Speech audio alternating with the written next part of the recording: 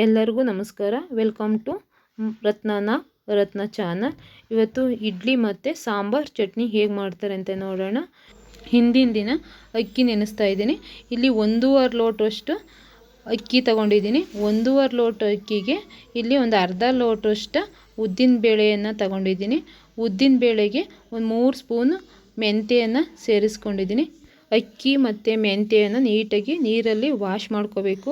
ಇಲ್ಲಿ ನೀರಲ್ಲಿ ನೀಟಾಗಿ ವಾಶ್ ಮಾಡಿದ ಮೇಲೆ ಒಂದು ಅರ್ಧ ಲೋಟಷ್ಟು ಇಲ್ಲಿ ಸಬ್ಬಕ್ಕಿನೂ ಸಹ ತೊಗೊಂಡಿದ್ದೀನಿ. ಸಬ್ಬಕ್ಕಿನೂ ಸಹ ನೀರಲ್ಲಿ ನೀಟಾಗಿ ವಾಶ್ ಮಾಡಬೇಕು. ಈ ತೊಳೆದಂಥ ಸಬ್ಬಕ್ಕಿ ಮತ್ತು ಅಕ್ಕಿಗೆ ನಾನು ಇಲ್ಲಿ 3 ಲೋಟಷ್ಟು ನೀರನ್ನು ಸೇರಿಸ್ಕೊತಾ ಇದ್ದೀನಿ. ಅದೇ ರೀತಿ ಮೆಂತ್ಯ ಮತ್ತು ಉದ್ದಿನ ಬೇಳೆನೂ ಸಹ ವಾಶ್ ಮಾಡಿದ್ನಲ್ಲ, ಅದಕ್ಕೂ ಸಹ ಒಂದು 2 ಲೋಟಷ್ಟು ನೀರನ್ನು ಸೇರಿಸ್ಕೊಂಡಿದ್ದೀನಿ. ಇವು ಸೇರಿಸ್ಬಿಟ್ಟು ಮಾರ್ನಿಂಗ್ ಅಂದರೆ 10 ಗಂಟೆಗೆ ನಾನು ನೆನೆಯೋಕೆ ಇಟ್ಟಿದ್ದೀನಿ. ಇದ್ರ ಜೊತೆಗೆ ಇಲ್ಲಿ ಇಡ್ಲಿಗೆ ನಾನು ಮಂಡಕ್ಕಿ ಹಾಕ್ತಾಯಿದ್ದೀನಿ. ಅವಲಕ್ಕಿ ಹಾಕ್ತಾಯಿಲ್ಲ, ಮಂಡಕ್ಕಿ ಹಾಕ್ತಾಯಿದ್ದೀನಿ. ಇಲ್ಲಿ 1.5 ಲೋಟಷ್ಟು ಮಂಡಕ್ಕಿಯನ್ನು ಹಾಕಿಟ್ಟಿದ್ದೀನಿ. ಇದು ಮಾರ್ನಿಂಗ್ 10 ಗಂಟೆಗೆ ನೆನೆಯೋಕೆ ಇಟ್ಟಿದ್ನಲ್ಲ, ನೆಂದಿತ್ತು. ಒಂದು 6 ಗಂಟೆ ಹಿಂಗೆ ರುಬ್ತಾ ಇದ್ದೀನಿ. ತರಿಯಾಗಿ ರುಬ್ಕೋಬೇಕು. ರುಬ್ಕೊಂಡು ಇದು ನೀಟಾಗಿ ಕೈಲೇ ಮಿಕ್ಸ್ ಮಾಡ್ಕೋಬೇಕು. ಈ ರೀತಿ ಕೈಲಿ ಮಿಕ್ಸ್ ಮಾಡೋದ್ರಿಂದ ಇದು ಚೆನ್ನಾಗಿ ಉಬ್ಬು ಬರುತ್ತದೆ. ಅದರಿಂದ ನೀಟಾಗಿ ಕೈಲಿ ಮಿಕ್ಸ್ ಮಾಡಿಬಿಟ್ಟು ಇದನ್ನು ಓವರ್ ನೈಟು ರೆಸ್ಟ್ ಮಾಡೋಕ್ಕೆ ಬಿಡಬೇಕು. ಈ ರೆಸ್ಟ್ ಮಾಡೋಕ್ಕೆ ಬಿಟ್ಟು ಅಂದಾಗ ನೀವು ಬೆಳಗ್ಗೆ ಟೈಮ್ ನೋಡಿದರೆ ಇದು ನೀಟಾಗಿ ಉಬ್ಬಿರುತ್ತೆ. ಇದು ನಾನು ಸೈಡಿಗೆ ಎತ್ತಿಟ್ಟಿದ್ದೀನಿ. ಮಾರ್ನಿಂಗ್ ನೀಟಾಗಿ ಉಬ್ಬಿತ್ತು. ನಾನು ಹಾಗೆ ಚಟ್ನಿ ಪ್ರಿಪೇರ್ ಮಾಡ್ಕೊತಾ ಇದ್ದೀನಿ. ಈ ಚಟ್ನಿ ಮಾಡಲು ಒಂದು ಪಾನ್ ಬಿಸಿ ಆದಮೇಲೆ ಅದಕ್ಕೆ ನಾನು ಒಂದು ಸ್ವಲ್ಪ ಶೇಂಗಾ ಬೀಜ ಹಾಕ್ತಾಯಿದ್ದೀನಿ. ಶೇಂಗಾ ಬೀಜ ಒಂದು ಸ್ವಲ್ಪ ಕೆಂಪಗಾಗೋವರೆಗೂ ಹುರ್ಕೋಬೇಕು. ನಾನಿಲ್ಲಿ ಇದಕ್ಕೇ ಒಂದು 3 ಒಣಮೆಣ್ಸಿನ್ಕಾಯಿನ ಹಾಕೋತಾ ಇದ್ದೀನಿ. ಒಣಮೆಣ್ಸಿನ್ಕಾಯಿ ಅಂದರೆ ಖಾರಕ್ಕೆ ಎಷ್ಟು ಬೇಕೋ ಅಷ್ಟು ನೀವು ಹಾಕೋಬೋದು. ಇದನ್ನು ಚೆನ್ನಾಗಿ ಕೆಂಪಾಗೋವರೆಗೂ ನಾವು ಫ್ರೈ ಮಾಡ್ಕೋಬೇಕಾಗುತ್ತೆ. ಈ ಸಣ್ಣ ಉರಿಲೇ ನಾವು ಈ ಥರ ಫ್ರೈ ಮಾಡ್ಕೋಬೇಕು. ಇದಾಗಿದೆ. ಇದನ್ನ ಎತ್ಬಿಟ್ಟು ಒಂದು ಪ್ಲೇಟಿಗೆ ಹಾಕೋಬೇಕು. ಇದೇ ಪಾನ್ಗೆ ಒಂದು 5 ಸ್ಪೂನಷ್ಟು ಕಡಲೆಬೇಳೆ ತೊಗೋಬೇಕು. ಈ ಕಡಲೆಬೇಳೆನೂ ಸಹ ಕೆಂಪಗಾಗೋವರೆಗೂ ನಾವು ಹುರ್ಕೋಬೇಕು. ಕೆಂಪಗಾಗೋವರೆಗೂ ಹುರ್ಕೊಂಡ್ಮೇಲೆ ಇದನ್ನು ಸಹ ನಾವು ಸೈಡಿಗೆ ಎತ್ತಿಟ್ಕೋಬೇಕು. ಹಾಗೆ ಇಡ್ಲಿ ಮಾಡಲು ಇಡ್ಲಿ ಹಿಟ್ಟು ಹದ ಮಾಡ್ಕೋಬೇಕು. ಇಡ್ಲಿ ಹಿಟ್ಟು ಹದ ಮಾಡ್ಕೊಳ್ಳೋಕ್ಕೆ ನಾನಿಲ್ಲಿ ಉಪ್ಪು ಒಂದು ಸ್ವಲ್ಪ ಸೋಡಾ ಹಾಕ್ಬಿಟ್ಟು ನೀಟಾಗಿ ಮಿಕ್ಸ್ ಮಾಡ್ತಾಯಿದ್ದೀನಿ. ಅದೇ ರೀತಿ ನಾವು ಆವಾಗಲೇ ಹುರ್ಕೊಂಡಂಥ ಕಡಲೆಬೇಳೆ ಮತ್ತು ಶೇಂಗಾ ಬೀಜ ಚೆನ್ನಾಗಿ ತಣ್ಣಗಾಗಿತ್ತು. ಅದನ್ನು ಸಹ ಡ್ರೈ ಪೌಡ್ರ್ ಮಾಡ್ಕೊಂಡೆ. ಈ ಚಟ್ನಿಗೆ ಇಲ್ಲಿ ನಾನು ತೆಂಗಿನಕಾಯಿ ಬಳಸ್ತಾ ಇಲ್ಲ, ಅದ್ರ ಬದಲು ಒಣಕೊಬ್ಬರಿ ಹಾಕ್ತಾಯಿದ್ದೀನಿ. ಒಂಚೂರು ಶುಂಠಿ, ಕೆಸರು, ಬೆಳ್ಳುಳ್ಳಿ, ಸ್ವಲ್ಪ ಕೊತ್ತಂಬರಿ ಸೊಪ್ಪು, ಹಾಗೆ ಒಂಚೂರು ಬೆಲ್ಲ, ಕೊನೆಯಲ್ಲಿ ಸ್ವಲ್ಪ ಉಪ್ಪು, ನೀರನ್ನು ಹಾಕ್ಕೊಂಡು ನಾವು ಮಿಕ್ಸಿ ಮೇಲೆ ರುಬ್ಕೋಬೇಕಾಗುತ್ತೆ. ಮಿಕ್ಸಿಯಲ್ಲಿ ಈ ರೀತಿ ಗಟ್ಟಿ ಬೇಕು ಅಂದರೆ ಗಟ್ಟಿ ಹಾಕೋಬೇಕು, ಇಲ್ಲ ಅಂದರೆ ನೀರು ಬೇಕು ಅಂದರೆ ಇದಕ್ಕೆ ಸ್ವಲ್ಪ ಚಟ್ನಿಗೆ ನೀರನ್ನು ಸೇರಿಸ್ಕೊಂಡು ನೀಟಾಗಿ ಮಿಕ್ಸ್ ಮಾಡಬೇಕಾಗುತ್ತೆ. ಲಾಸ್ಟಲ್ಲಿ ಒಗ್ಗರಣೆ ಕೊಡಬೇಕು. ಒಗ್ಗರಣೆ ಕೊಡಲು ಒಂದು ಪಾನ್ ಕಾಯಕ್ಕಿಟ್ಟು ಒಂದು 2 ಸ್ಪೂನಷ್ಟು ಎಣ್ಣೆ ಹಾಕಿ, ಎಣ್ಣೆಗೆ ಸಾಸಿವೆ, ಕಡಲೆಬೇಳೆ, ಮೆಣಸಿನ್ಕಾಯಿ, ಕರಿಬೇವಿನ ಸೊಪ್ಪು ಚೆನ್ನಾಗಿ ಫ್ರೈ ಮಾಡಿಬಿಟ್ಟು ರುಬ್ಬಿದಂಥ ಚಟ್ನಿಗೆ ಒಗ್ಗರಣೆ ಹಾಕಿದರೆ ಚಟ್ನಿ ರೆಡಿ ಆಗುತ್ತೆ. ಇದೇ ಪಾನ್ಗೆ ಸಾಂಬಾರಿಗೆ ರೆಡಿ ಮಾಡ್ಕೊಳ್ಳೋಣ.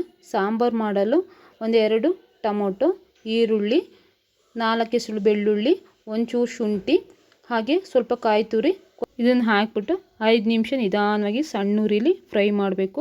ಇದು ಸ್ವಲ್ಪ ಕೆಂಪಗಾಗೋವರೆಗೂ ನಾವು ಫ್ರೈ ಮಾಡಬೇಕಾಗುತ್ತೆ. ಕೊನೆಯಲ್ಲಿ ಒಂದು ಖಾರಕ್ಕೆ ಎಷ್ಟು ಬೇಕೋ ಅಷ್ಟು ಸಾಂಬಾರು ಪೌಡ್ರನ್ನು ಇದಕ್ಕೆ ನಾವು ಸೇರಿಸ್ಬೇಕು. ಸಾಂಬಾರು ಪೌಡ್ರ್ ನಾನು ಇಲ್ಲಿ 3 ಸ್ಪೂನಷ್ಟು ಸಾಂಬಾರು ಪೌಡ್ರ್ ಹಾಕ್ತಾಯಿದ್ದೀನಿ. ಮತ್ತು ಇದಕ್ಕೇ ಕೊನೆಯಲ್ಲಿ ಸ್ವಲ್ಪ ಕೊತ್ತಂಬರಿ ಸೊಪ್ಪನ್ನು ಸಹ ಸೇರಿಸ್ಬಿಟ್ಟು ನೀಟಾಗಿ ಮಿಕ್ಸ್ ಮಾಡ್ತಾಯಿದ್ದೀನಿ. ಇದು 1 ನಿಮಿಷಗಳ ಕಾಲ ಮಿಕ್ಸ್ ಮಾಡಬೇಕು. ಮಿಕ್ಸ್ ಮಾಡೋದ್ರಿಂದ ನೀಟಾಗಿ ಎಲ್ಲ ಕಡೆ ಮಸಾಲೆ ಫ್ರೈ ಆಗುತ್ತೆ. ಅದನ್ನು ಎತ್ತಿಟ್ಬಿಟ್ಟು ಇದೇ ಒಲೆ ಮೇಲೆ ಇಡ್ಲಿ ಮಾಡಲು ನೀರು ಕಾಯಕ್ಕೆ ಇಡಬೇಕು. ನೀರು ಬಿಸಿ ಇಟ್ಬಿಟ್ಟು ಇಡ್ಲಿ ಪಾತ್ರೆ ವಾಶ್ ಮಾಡಿಕೊಂಡು ಅದನ್ನು ಒಂದು ಟಿಶ್ಯೂ ಪೇಪರಿಂದ ನೀಟಾಗಿ ಹಿಂಗೆ ಒರೆಸ್ಕೋಬೇಕು. ಈ ರೀತಿ ಒರೆಸ್ಕೊಳ್ಳೋದ್ರಿಂದ ನೀರಿನ ಅಂಶ ಇರೋದಿಲ್ಲ. ಇದಕ್ಕೇ ಎಲ್ಲ ಸ್ವಲ್ಪ ಆಯಿಲ್ ಹಾಕಬೇಕು.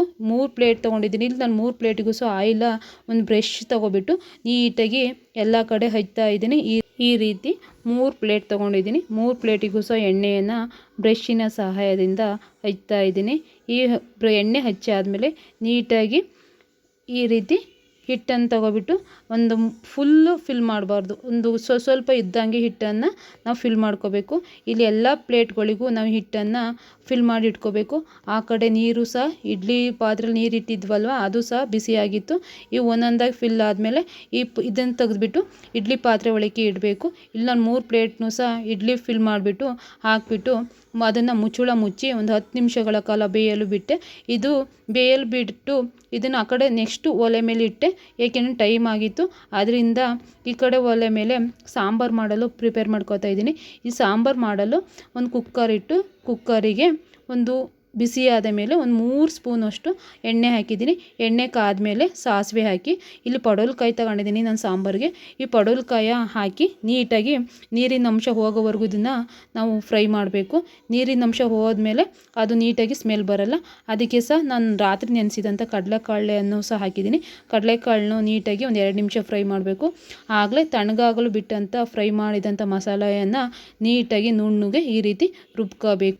ರುಬ್ಬಿದಂಥ ಮಸಾಲೆಯನ್ನು ಫ್ರೈ ಆದ ತರಕಾರಿಗೆ ಈ ರೀತಿ ಹಾಕಬೇಕು. ಇದಕ್ಕೆ ನಾವು ನೀರನ್ನು ಎಷ್ಟು ಬೇಕಷ್ಟು ಸೇರಿಸ್ಕೊಂಡು ಹಾಕಬೇಕು. ಇಲ್ಲಿ ತೆಳುವಾಗೂ ಬೇಡ, ಗಟ್ಟಿಯಾಗೂ ಬೇಡ, ಮೀಡಿಯಮ್ ಸೈಜಲ್ಲಿ ಮೀಡಿಯಮಲ್ಲಿ ನಾನು ಹಾಕ್ಕೊಂಡಿದ್ದೀನಿ. ಆ ಕಡೆ ಸೈಡು ಸಹ ಇಡ್ಲಿ ಸಹ ಬೆಂದಿತ್ತು. ಇಲ್ಲಿ ಸಾಂಬಾರು ಸಹ ಕುದಿ ಬರ್ತೈತೆ. ಇದು ಸಾಂಬಾರಿಗೆ ಸ್ವಲ್ಪ ಉಪ್ಪನ್ನು ಸೇರಿಸ್ಬಿಟ್ಟು ಮುಚ್ಚಳ ಮುಚ್ಚಿ ಒಂದು 2 ವಿಷಲ್ ಕೂಗಿಸ್ಕೊತಾ ಇದ್ದೀನಿ. ಅಷ್ಟೊತ್ತಿಗೆ ಇಡ್ಲಿ ಸಹ ರೆಡಿಯಾಗಿತ್ತು. ಇಡ್ಲಿ ರೆಡಿ ಆದಮೇಲೆ 2 ನಿಮಿಷ ತಣ್ಣಗಾಗಲು ಬಿಟ್ಟು ಒಂದು ಚಿಕ್ಕ ಸ್ಪೂನ್ ತಗೊಂಡು ನಿಧಾನವಾಗಿ ಒಂದು ಬಾಕ್ಸಿಗೆ ಹಾಕ್ತಾಯಿದ್ದೀನಿ. ಬಾಕ್ಸಿಗೆ ಹಾಕಿದ ಮೇಲೆ ಲಂಚ್ ಬಾಕ್ಸ್ನು ಸಹ ರೆಡಿ ಮಾಡ್ತಾಯಿದ್ದೀನಿ. ಲಂಚ್ ಬಾಕ್ಸಿಗೆ ಅವ್ನಿಗೆ ಇಡ್ಲಿ ಹಾಕಿದ್ದೀನಿ, ಇನ್ನು ಸಾಂಬಾರು ಆಗಿರಲಿಲ್ಲ. ಅದಕ್ಕೋಸ್ಕರ ಸ್ನ್ಯಾಕ್ಸ್ನೇ ಮೊದಲು ರೆಡಿ ಮಾಡೋಣ ಅಂತ ಸ್ನ್ಯಾಕ್ಸ್ ಬಾಕ್ಸ್ನೇ ರೆಡಿ ಮಾಡ್ತಾಯಿದ್ದೀನಿ. ಸ್ನ್ಯಾಕ್ಸಿಗೆ ಇವತ್ತು ಮ್ಯಾಂಗೋ ತಗೊಂಡು ಹೋಗ್ತೀನಿ ಕಣಮ್ಮ ಅಂತ. ಅದಕ್ಕೋಸ್ಕರ ಮ್ಯಾಂಗೋನ ಈ ರೀತಿ ಚಿಕ್ಕ ಚಿಕ್ಕ ಪೀಸ್ಗಳಾಗಿ ಮಾಡಿಬಿಟ್ಟು ಸ್ನ್ಯಾಕ್ಸ್ ಬಾಕ್ಸು ಸಹ ರೆಡಿ ಆಯಿತು. ಅದೇ ಆ ಕಡೆ ಸಾಂಬಾರು ಸಹ ರೆಡಿ ಆಯಿತು. ಸಾಂಬಾರು ರೆಡಿ ಆದಮೇಲೆ ಸರ್ವ್ ಮಾಡಿಬಿಟ್ಟು ನನ್ನ ಮಗನಿಗೆ ಇಡ್ಲಿ ಮತ್ತು ಸಾಂಬಾರು ಕೊಟ್ಟೆ. ಇವತ್ತಿನ ವ್ಲಾಗ್ ಇಷ್ಟೇ. ಇಷ್ಟ ಆದರೆ ಲೈಕ್ ಮಾಡಿ, ಕಮೆಂಟ್ಸ್ ಮಾಡಿ, ಸಬ್ಸ್ಕ್ರೈಬ್ ಆಗೋದು ಮರಿಬೇಡಿ ಫ್ರೆಂಡ್ಸ್. ಟೇಕ್ ಕೇರ್, ಬಾಯ್.